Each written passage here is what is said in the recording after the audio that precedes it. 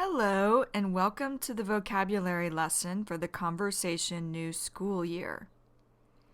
In this conversation, Joe is talking with Richard. Richard is mine and Joe's neighbor. He lives in the same building where mine and Joe's apartment is.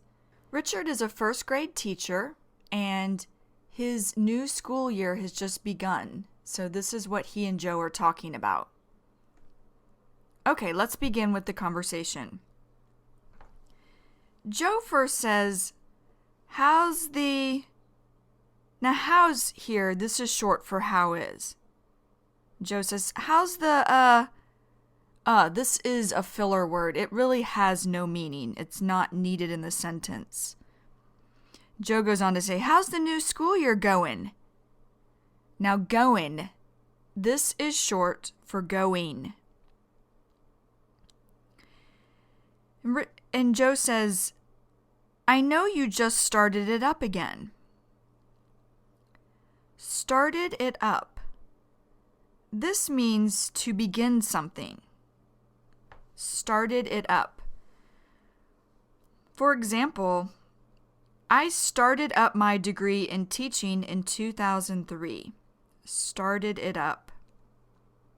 And then Richard says, yeah. Yeah is casual or slang or informal for yes. And then Richard goes on to say, it's off to a rough start. Off to a rough start. Now this means a difficult or challenging beginning, not an easy beginning. Off to a rough start. For example, after I locked my keys in the car, I knew my day was off to a rough start. And then Joe says, really? And Richard says, yeah. And Joe says, why so? And Richard says, we have a new reading program. This is the same as It's just filler. It has no meaning. This and are said a lot of times in conversations when people are maybe thinking of something else to say. And Richard goes on to say, it's called Reader's Workshop. And a new math program. Everyday math. So a lot of prep work. Now prep. Prep is short for preparation. Prep.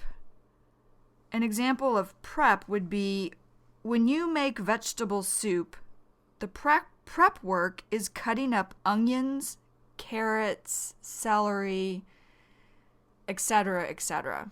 Cutting up vegetables. That's the prep work. And then Richard goes on to say, yesterday I was at school from about 9 until 2. And Joe says, gosh. Now this is just showing emotion. Emotion, for example, I don't believe you have so much work to do to get ready for a new school year. And then Richard says, yeah, getting stuff ready or getting everything ready. There's just a lot of preparation for launching the math program. Now launching, this is beginning or starting something. Launching can also be used to describe the start of a website. For example, we are launching our website in October. Launching. And then Joe says, it sounds like you're probably starting from scratch because starting from scratch. What Joe is saying here is, it sounds like you're probably starting at the beginning with no preparation. Starting from scratch. For example, let's say that you are in college and you are studying science. You have been studying it for 3 years. Then you decide that you want to study something different. Maybe you want to study English. You will be starting from scratch because you will be starting to study English from the beginning. starting from scratch. And Richard says, it is. Joe says, you're used to teaching the... And Richard says, yeah. Joe says, same methodologies before. Now, methodologies, or methodology, this is a way of doing something. For example, teachers use different methodologies depending on the subject they teach. Methodologies. And Richard says, right. So he's saying that's correct, or Richard is agreeing with Joe. And Richard says, so, and so is just filler. It's not really needed here. It has really no meaning in the sentence. So Richard says, so the last math series, or the last math program that we had for 4 years. And Joe says, uh-huh. Now this doesn't really mean anything. Joe is just letting Richard know he's listening. And Richard says, and so, you know, this is short for you know. You won't see this in written English, but you'll definitely hear, you know, and other shortened words in conversational English. So Richard goes on to say, it was like easy to teach. Like easy to teach. Now, like is, you probably know, like is usually, or it has a meaning of when you have positive feelings for someone, you like someone. But here, it's just filler. It really has no meaning. It's not needed in the sentence. And then Richard goes on to say, you know, I didn't need to do any prep stuff, or I didn't need to do any prep work for it, you know? And Joe says, right. And then Richard says, I knew what I was going to do from day to day. Day to day. This means happens every day or most days. Day to day. For example, when I was in school, I would go to the library day to day to study. Day to day. And then Joe says, mm-hmm. Now this doesn't really mean anything. Again, Joe is just letting Richard know he's listening. And Richard says, and now, tomorrow's Monday. Tomorrow's. This is short for tomorrow is. And Richard goes on to say, and we're launching the program, so it's lesson 1, and I don't know what I'm doing. And he laughs. And Joe says, if it's not enough to keep your eyes on the kids the whole time, or all the time, now, keep your eyes on. This means to watch closely. Keep your eyes on. For example, when you drive a car, you can say that you keep your eyes on the road because you do not want to hit another car or a person crossing the street. Keep your eyes on. So Joe's saying, if it's, you already have to watch the kids or the children all the time. And now you have this new teaching methodology that you have to get ready for. And then Richard says, exactly. So what Richard's saying here is he's just agreeing with Joe. Exactly. You're right. And Joe says, you gotta also be wondering. Gotta is short for got to.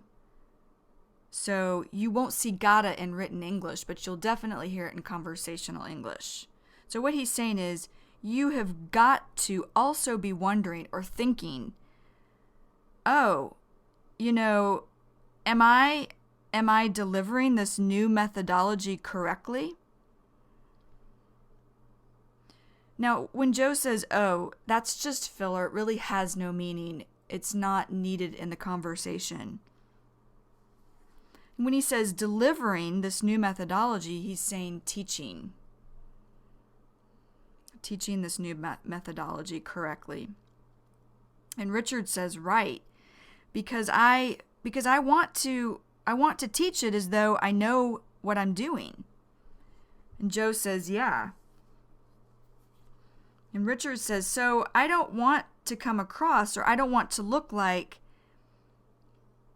I'm stumbling for, my words, or stumbling for what comes next. So,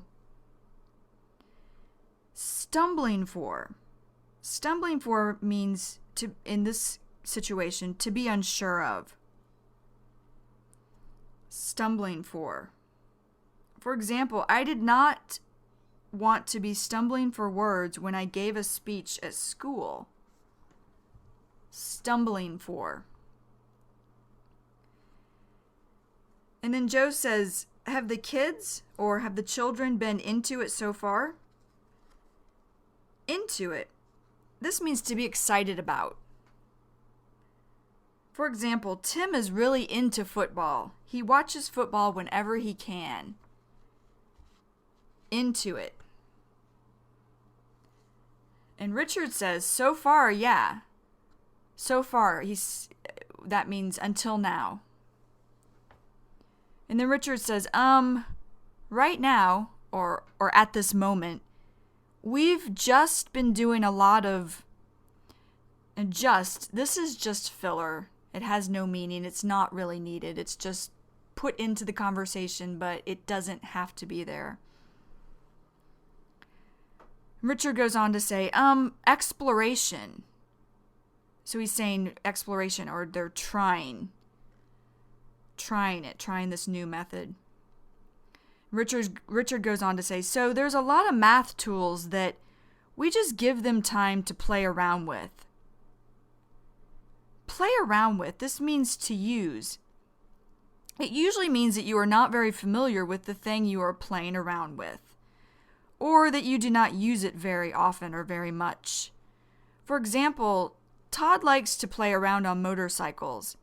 He only rides them 2 times a year. Play around with.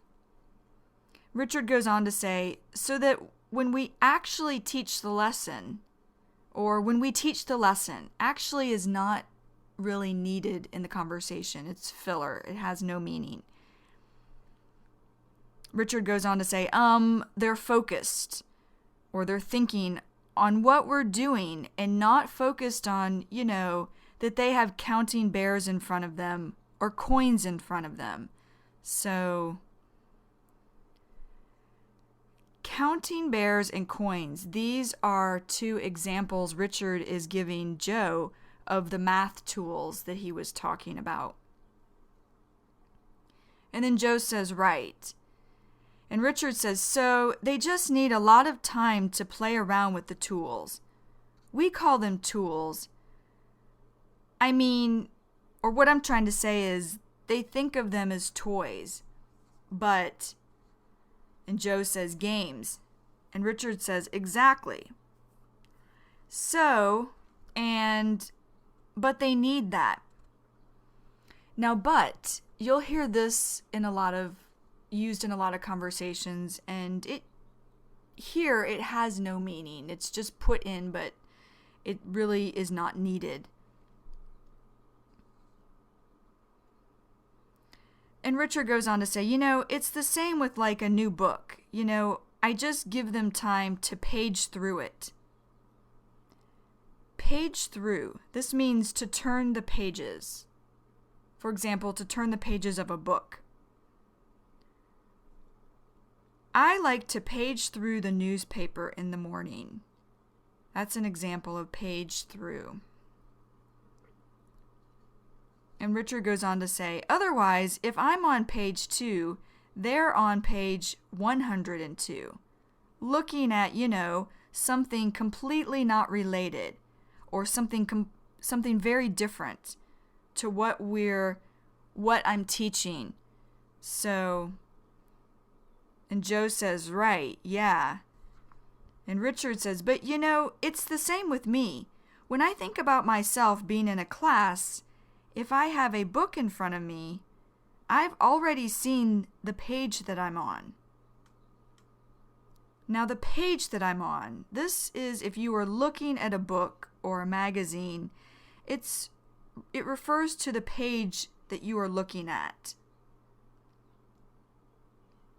The page that I'm on. And Richard goes on to say, I'm going to flip, forward in the pages and look for what's coming next. I'm gonna flip. Gonna. This is short for going to. Again, you wouldn't see this in written English, but you would definitely hear it in conversational English. Flip forward. Flip forward means to move ahead. For example, when I read a book that has pictures in it, I like to flip forward. Flip forward. Then Joe says especially, or he's saying most importantly, if the kids have pictures to look at and Richard says yeah. And Joe says it draws their eye. Draws their eye or draws my eye. What Joe is saying here is to get their attention. Draws their eye. For example, bright colors draw my eye.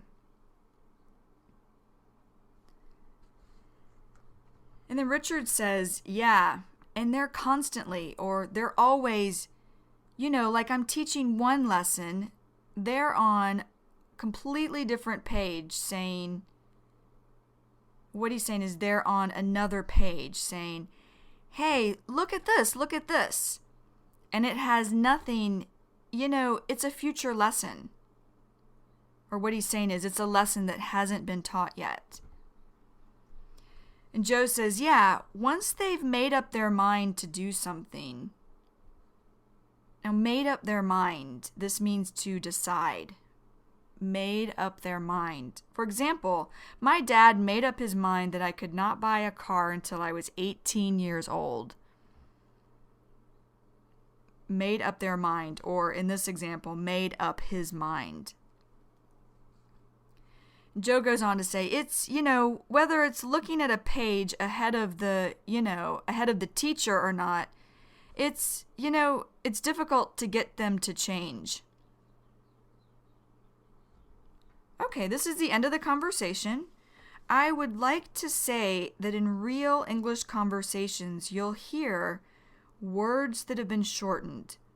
For example, gonna, which is short for going to, or goin', which is short for going, or gotta, which is short for got to. You'll also hear words that don't really have a meaning in the sentence. For example, like, so. They're just kind of put in as filler, but they really have no meaning. You could take them out and the sentence would still make sense. You would still be able to understand the sentence.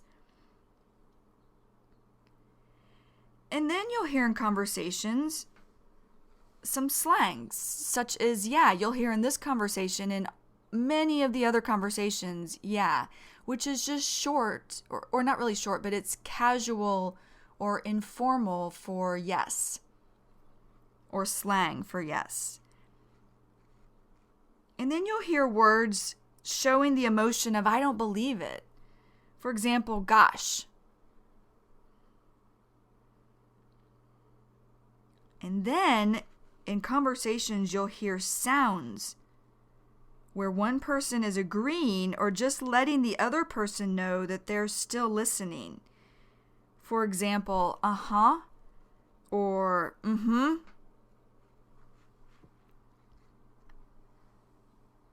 Okay, this is the end of the vocabulary lesson for the Conversation New School Year. Now, if you need to, go back and listen to this lesson a few times until you have a basic understanding of the vocabulary. But make sure that you're staying relaxed, you're not getting too worried or too stressed if you're not understanding. Always stay relaxed. When you're ready, then go to the mini story. See you next time. Bye-bye.